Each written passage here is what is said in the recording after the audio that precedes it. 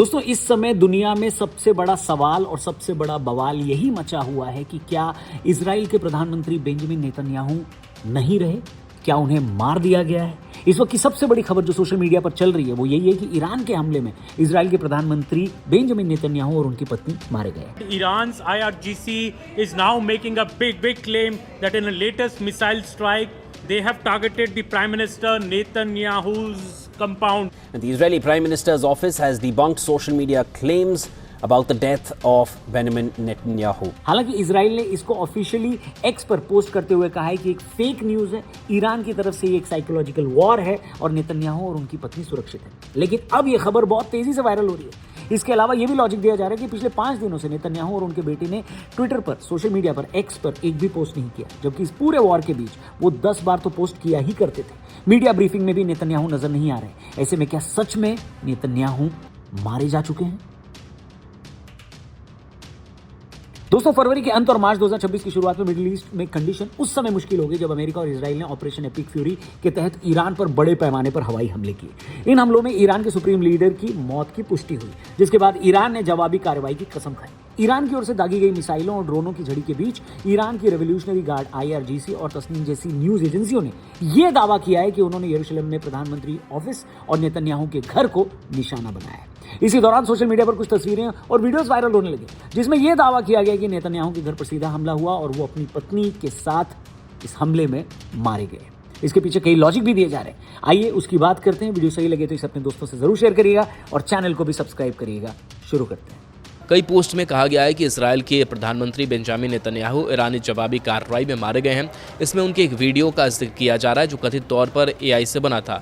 सबसे पहला लॉजिक दिया जा रहा है कि उनके बेटे ने पिछले 5 दिनों से कोई भी सोशल मीडिया पोस्ट नहीं किया है। ये वो व्यक्ति हैं जो जब से वॉर छिड़ी है, जंग छिड़ी है, तब से लगातार सोशल मीडिया पर पोस्ट कर रहे हैं। इजराइल की सिक्योरिटी ब्रीफिंग में भी नेतन्याहू की नजर न आने की वजह से और डाउट हो रहा है। इस शक को इस बात से और बड़ा वजन मिलता है कि जब सब कुछ ठीक है तो नेतन्याहू अचानक से गायब कहां हो गए, वो क्यों नहीं आ रहे दुनिया के सामने।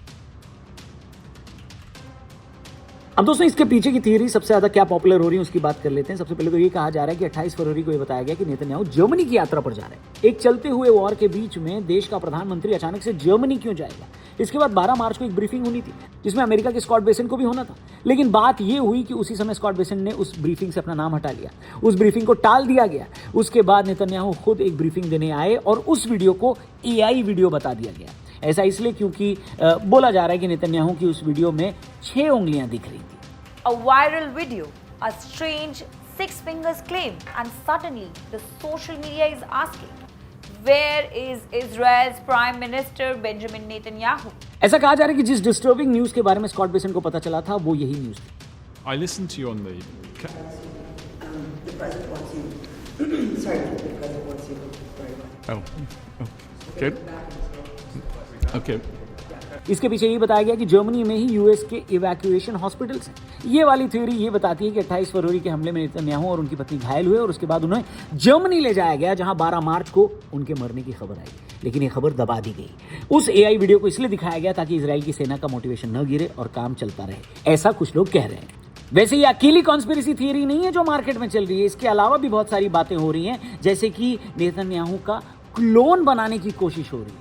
जी हाँ, क्योंकि इजराइल और अमेरिका ने जब उनकी मौत की बात को छुपाने के लिए AI वीडियो बनाया और वो वीडियो पकड़ा गया, अब समय निकालकर टाइम लेकर उनका क्लोन बनाने की कोशिश की जा रही है। ऐसी एक थियरी भी चल रही है, ऐसी एक बातें भी चल रही हैं सोशल मीडिया पर। अब ये किसी हॉलीवुड फिल्म जैसा जरूर लगता है, लेकिन असलियत में दुनिया में क्या से क्या चीजें हुई हैं ये हम अभी तक नहीं जानते। मगर इजराइल और अमेरिका ये करने में केपेबल नेशन है, ये तो सबको पता है। ये दोनों पावर और पैसे का कॉम्बिनेशन बनाते हैं, जहां दोनों ये करने में केपेबल हैं, पूरी तरह समर्थ है। अब ये बात अलग है कि वो कितना सस्टेनेबल होगा। वहीं एक और थियरी सोशल मीडिया पर चल रही है, वो ये कि नेतन्याहू अपने परिवार के साथ एक बंकर में छिपे हैं, वो जिंदा हैं।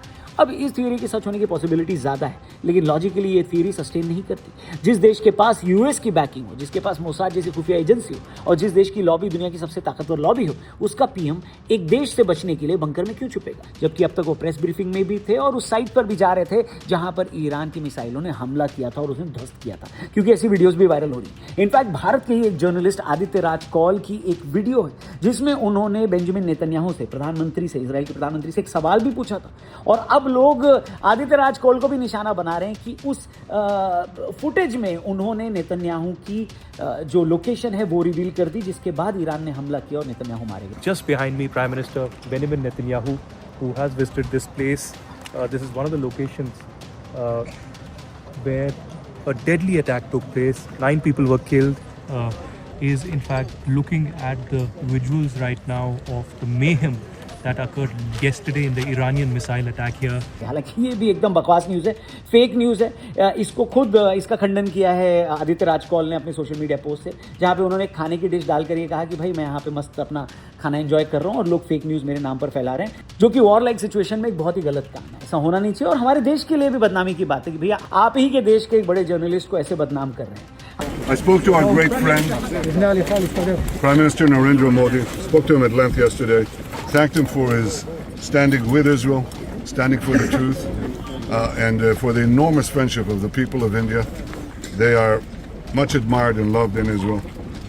And I won't get into the details of the conversation, but I've spoken to him and I've spoken to many other leaders in the region and beyond. Thank you. बाकी एक और बात सोशल मीडिया पर चल रही है और कहा जा रहा है कि इजराइल ने ही क्या कहीं बेंजामिन नेतन्याहू को तो नहीं मरवा दिया, ताकि व्हाइट हाउस पे, अमेरिका पे प्रेशर डाला जाए कि ईरान पर एक न्यूक्लियर हमला करो।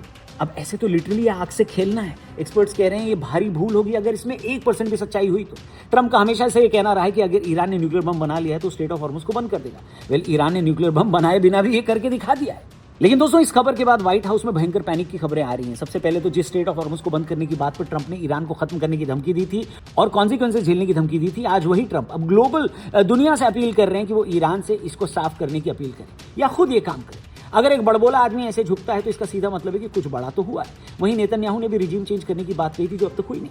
प्रधानमंत्री नेतन्याहू की मौत की अफवाहों ने वॉशिंगटन के गलियारों में जो हलचल पैदा की है, वो केवल एक आदमी के खोने का डर नहीं है, बल्कि जियोपॉलिटिकल बैलेंस के पूरी तरह से ढह जाने का डर है। सबसे पहले तो चेन ऑफ कमांड का टूटना और न्यूक्लियर ट्रिगर होना इसकी सबसे बड़ी वजह है। इजराइल एक डिक्लेयर्ड न्यूक्लियर पावर नहीं है, लेकिन दुनिया जानती है कि उसके पास सैमसन ऑप्शन जैसी पॉलिसीज है। सैमसन ऑप्शन वो पॉलिसी है जिसके अंडर अगर इजराइल के पास एग्जिस्टेंशियल क्राइसिस हुई तो वो सीधे अपने राइट्स का इस्तेमाल करेगा और अमेरिका को इजराइल की तरफ से न्यूक्लियर हमला करना पड़ेगा। अगर ईरान के हमले में नेतन्याहू की मौत की खबर सच होती है दोस्तों, तो इजरायली सेना बिना किसी पॉलिटिकल कंट्रोल के ऑटो पायलट मोड में चली जाएगी। मार्च 2026 की शुरुआत में जब ईरान ने फतेह 2 हाइपरसोनिक मिसाइलें दागी तो व्हाइट हाउस को डर था कि नेतन्याहू के न रहने पर इजरायली जनरल सीधे ईरान के परमाणु रिएक्टरों जैसे नातांज पर परमाणु हमला कर सकते हैं। यह अमेरिका को सीधे तीसरे वर्ल्ड वॉर की तरफ खींचता है। इन सब के बीच सबको इंतजार है कि नेतन्याहू की पब्लिक प्रेजेंस हो, वो जल्दी से दुनिया के सामने आए और अपना पक्ष क्लियर करें। इसलिए दोस्तों, पूरी दुनिया को अब इंतजार है नेतन्याहू की पब्लिक प्रेजेंस का, कि वो जल्दी से दुनिया के सामने आए। और उनका आना जितने टाइम तक टलेगा तब तक ये नैरेटिव चलेगा कि भाई कुछ तो गड़बड़ है। आप बताइए, किस थ्योरी में आपको ज्यादा सच्चाई लगती है? क्या नेतन्याहू मर चुके हैं? और अगर जिंदा हैं तो इतने दिनों तक सामने ना आने का क्या रीजन है? क्या सोचते हैं आप इसके बारे में? कमेंट करके जरूर बताइएगा। चैनल को भी सब्सक्राइब करिएगा। वीडियो पसंद आई हो तो इसे अपने दोस्तों से भी जरूर शेयर करिएगा। Thank you for watching. जल्दी मिलते हैं। जय हिंद।